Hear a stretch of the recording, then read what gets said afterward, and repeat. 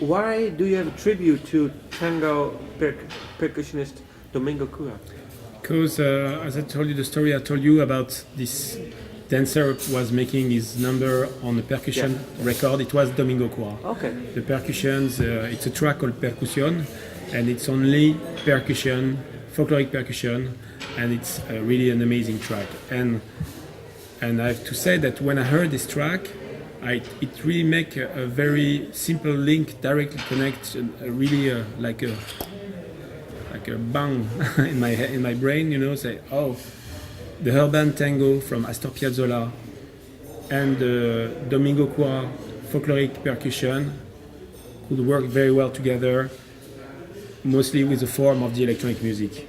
So globally, this was, if there was not a concept really, but more an idea or wish, like oh yeah, it could be sounds good, it will sound great, you know, and that's how we started to use this kind of sounds. And Domingo Cura is the most important percussion player of the last 50 years in Argentina. He's a master, you know. He was, because he just died just before we came to Buenos Aires to record. So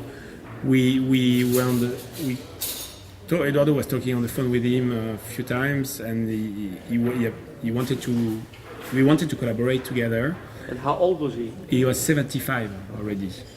And so we thought at the beginning that the new album will be much more percussive, much more folkloric than it is now. But unfortunately, he just died a few months before we arrived in Buenos Aires. He died on stage on Saturday night. He was playing in the show of a great tango musician, tango singer, and he had a heart attack on stage under the applause of the audience. You know, it's a beautiful death for a musician. Yeah, to die on stage. Yeah. To die on stage, I think it's the best. It's the wish of all the musicians, I think. Yeah.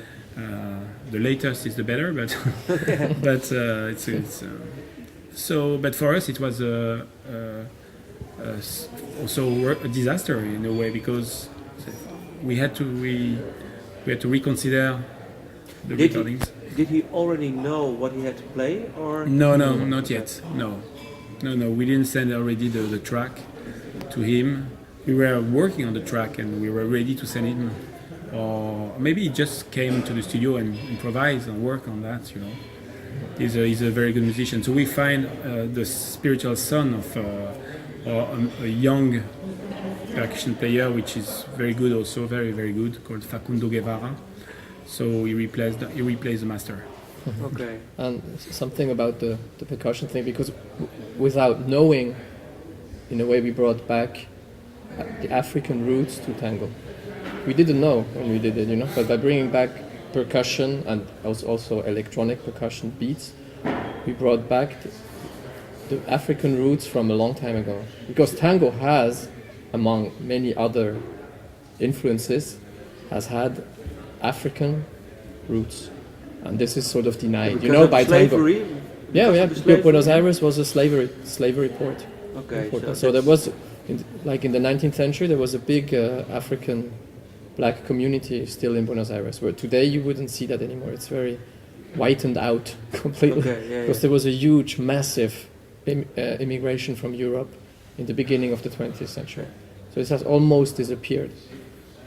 And but did you know while doing, or no? We actually read it in the book afterwards, because the theory is still, you know, not really accepted by the official tango establishment.